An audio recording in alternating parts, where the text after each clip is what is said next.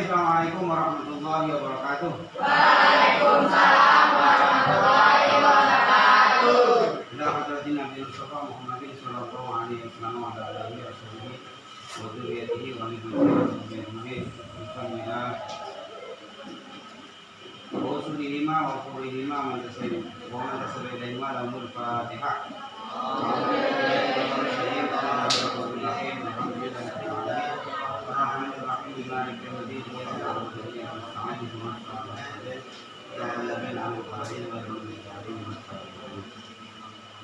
Di halaman 5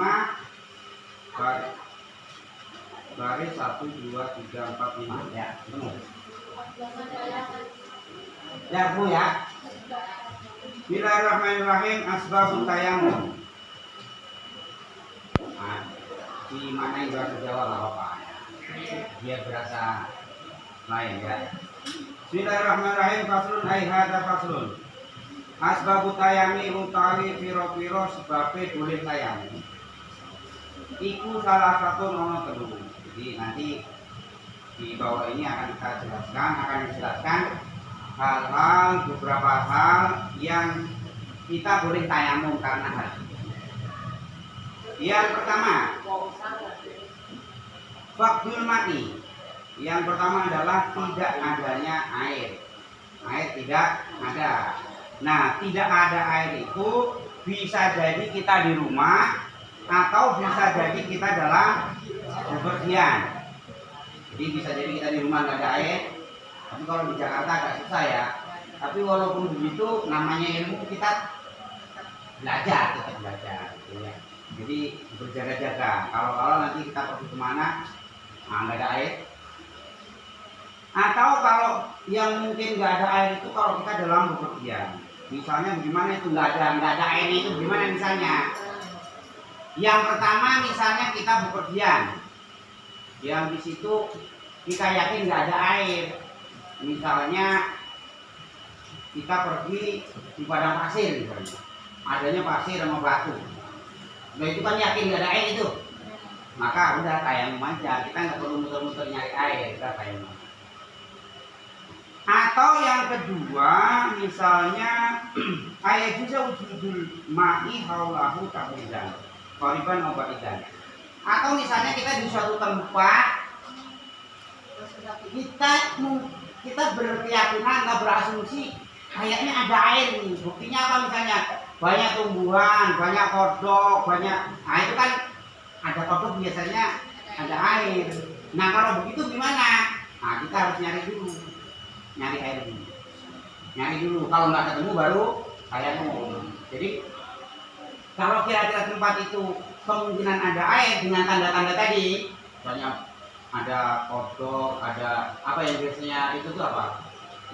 Yuyu itu apa? Ya kepiting sawah tuh ada itu, ya ada air itu kalau ada ini.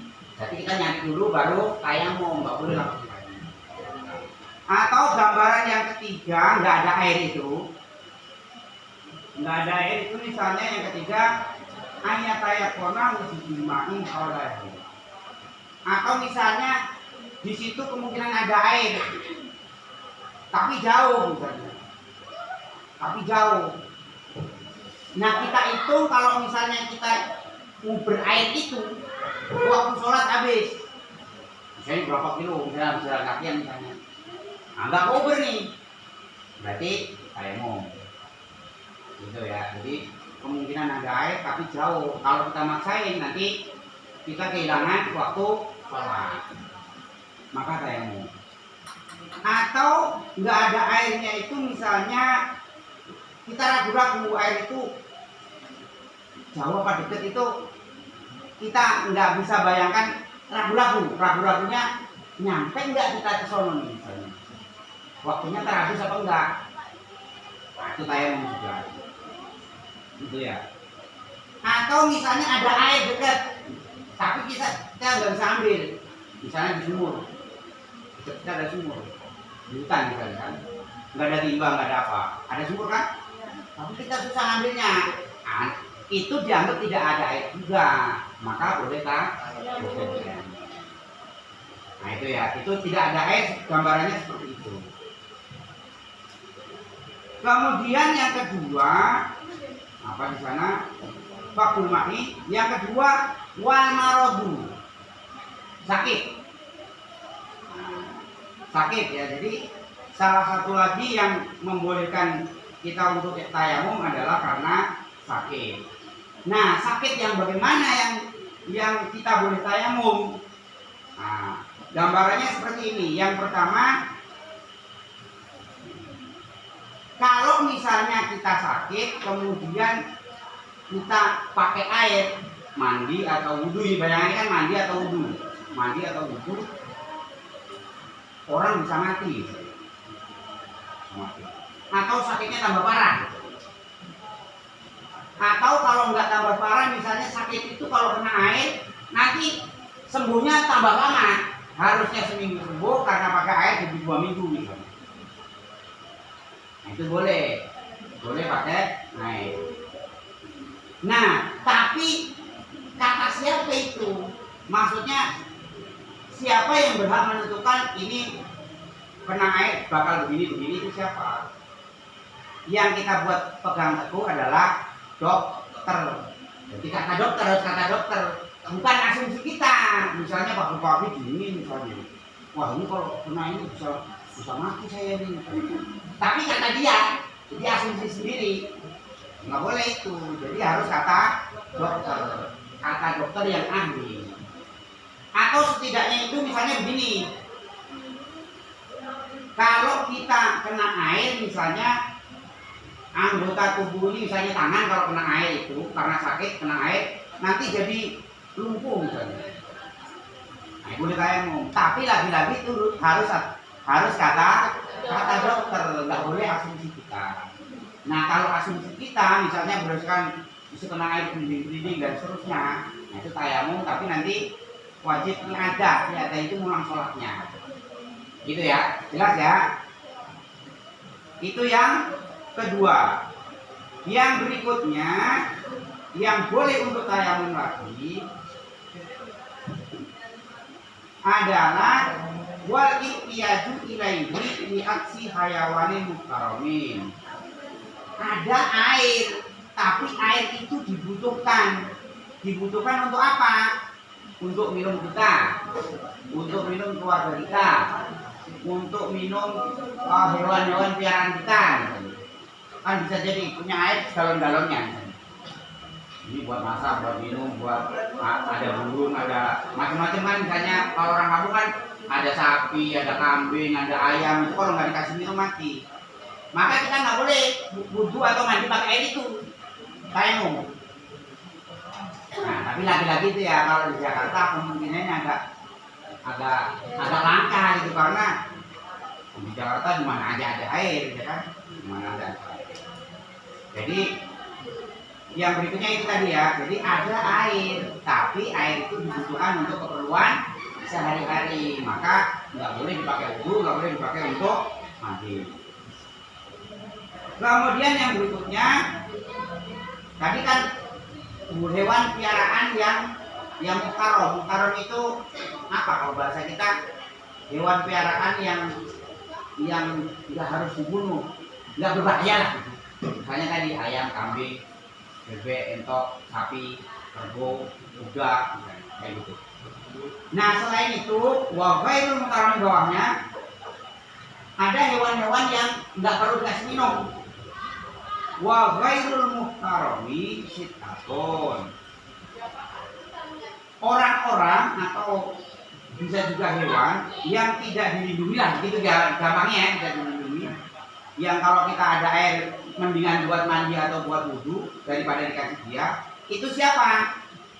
Ini agak serem ini ya. Yang pertama adalah tarikus sholat. Orang yang benar-benar sengaja dia tahu sholat itu fardu, sholat itu wajib, tapi dia nggak mau sholat.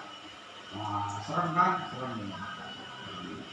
Jadi daripada air dikasih dia mending buat wudhu.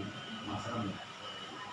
Ini menunjukkan bahwa betapa pentingnya sholat itu. Jadi jangan dilihat dari sisi kok sampai begitunya, tapi harus dilihat dari sisi lain bahwa sholat itu maha penting. paling penting-pentingnya ibadah itu sholat. Nah, yang lain penting, sedekah ya penting, lain-lain penting. Tapi ibadah yang paling afdol, yang menjadi modal pokok kita itu adalah sholat. Nah, orang kalau dengan sengaja meninggalkan sholat itu hukumannya sampai misalnya ada air cuma segitu itu mending buat wudhu daripada dikasih dia. Serem. Kemudian yang kedua, yang orang yang nggak perlu kasih minum juga. Nah, ini agak serem tapi ya diketahui aja orang ini pengetahuan, ini ilmu. Yang berikutnya adalah wazanil muhson, adalah orang yang tukang selingkuh. Udah punya istri, udah punya suami, mau pacaran lagi sama orang, jangan kasih minum itu, mending buat mandi, buat muhson. Serem kan? Oh iya, laki-laki itu jangan dilihat dari masa yang segitunya sih, jangan dilihat dari sisi itunya, tapi betapa itu buruk, perbuatan itu buruk. Jadi orang selingkuh itu buruk, sangat buruk. Jadi sampai di sini kalaupun ada air jangan kasihin, biarin jauh, mending buat wudhu, mending buat mandi. Jelas ya. Jadi laki-laki kita lihat dari sisi yang sebaliknya, bahwa itu menunjukkan bahwa perbuatan itu sangat buruk. Nah, yang dimaksud mukson di sini siapa mukson itu? Mukson itu kan tadi ada orang zina mukson. Mukson itu adalah orang yang pikirannya waras, sehat pikirannya, enggak gila, enggak stres, dewasa, terus sudah pernah menikah resmi dan sudah berhubungan suami istri karena menikah itu. Mukson. Nah, kalau orang yang seperti itu selingkuh, melakukan perselingkuhan, itu mau jelas dosanya. Sangat buruk. Jadi orang yang waras, pikirannya waras, dia dewasa, kemudian menikah resmi dan sudah berhubungan dengan suami atau istrinya di pernikahan itu, kemudian dia selingkuh sama orang, itu mukson. Nah, kalau ada orang seperti itu, kalau ada air satu-satunya, segalon-galonnya, daripada buat minum dia, mending buat wudhu atau mandi. Itu menunjukkan bahwa perbuatan itu sangat buruk. Gitu ya. Yang berikutnya, wazanil muslim. Yang berikutnya adalah wal murtadu. Murtad itu adalah orang yang tadinya muslim, kemudian tergiur sama ini dan itu, dia pindah kubu sebelah, ya, pindah ke kubu sebelah, ikutan dia. Enggak, daripada buat minum dia, mending buat mandi, buat wudhu. Nah, itu laki-laki tadi ya, jangan cuma dilihat dari masa orang ini itu kan masing-masing urusan dia masing-masing. Nah, tapi jangan dilihat itunya saja, dilihat bahwa murtad itu adalah perbuatan yang sangat buruk di agama kita. Kemudian yang berikutnya wal kafiru al harbiyu. Kafir harbi itu adalah orang kafir yang musuh kita. Nah, kalau sekarang ya memang agak susah, kecuali di sana ya, Israel Palestina itu benar-benar musuh, ini nembakin kita. Nah, kalau di Indonesia gimana? Nah, di Indonesia sudah hampir nggak ada, hampir itu nggak ada karena diikat oleh negara ini. Jadi siapa dilindungi oleh negara. Mas-mas yang di sebelah kalau mau bercanda agak jauhan ya. Agak jauhan. Ya tadi ya. Jadi yang di luar agama kita yang ada di Indonesia itu sudah bukan kafir harbi karena dia tidak merangi kita. Buktinya apa? Kita sholat aja, kita jumatan ya. Kita mau ngaji kemana juga nggak ada yang larang. Kecuali kita mau ngaji nggak boleh ini mau ada perangi kalau begitu. Nah kalau ada orang begitu ya, air daripada dikasih dia, mending buat wudhu, buat mandi. Kemudian yang berikutnya wal kalbu al akuru, anjing yang galak, buas. Nah ini nanti dalam hal anjing nanti itu dibedakan ada beberapa. Jadi anjing itu kalau yang galak itu buas. Buas itu kalau ada orang nguber dia gigit. Nah itu mending buat wudhu daripada buat ngasih dia. Malahan itu harusnya dibunuh dia kalau begitu karena memang enggak mengganggu. Tapi kalau misalnya anjing itu yang berguna, misalnya ada bujang, kalian punya bujang misalnya, terus penjaganya anjing, itu kan berguna itu. Atau dia buat berburu kan ada gunanya. Nah itu termasuk yang dilindungi, termasuk yang harus kalau misalnya ada air cuma segitu-gitunya pakai minum, ya jangan dipakai wudhu, jangan dipakai mandi dulu. Itu termasuk yang dilindungi lah gitu, gampang bahasa kita gitu. Atau ada anjing lain yang begini, anjing itu nggak galak, tapi ya seperti nggak ada gunanya juga. Ini misalnya apa nih, anjing liar, atau hampir mirip-mirip kucing liar gitu ya. Jadi nggak ketahuan siapa yang main, tapi nggak ganggu orang. Nah itu juga berhak dikasih minum. Kalau misalnya air segitu-gitunya, dia berhak dikasih minum. Itu. Kemudian yang terakhir, walakuru wal khinziru. Khinzir itu apa namanya? Babi. Babi itu apa? Celeng itu kalau mungkin kita yang paling gampang itu babi hutan. Karena dia bisa galak mengganggu tanaman orang, serem dia. Jadi itu malahan itu harusnya dibunuh, jangan dibiarkan hidup. Ini buktinya apa? Petani-petani yang hutan itu, yang punya singkong, punya jagung, punya tanaman itu suka diganggu itu. Gitu ya. Itu yang terakhir. Kemudian berikutnya fasul surutut tayamumi asratun wallahu a'lam bishawab. Mungkin ada hal yang perlu ditanyakan, agak tunggu sebelum ditutup.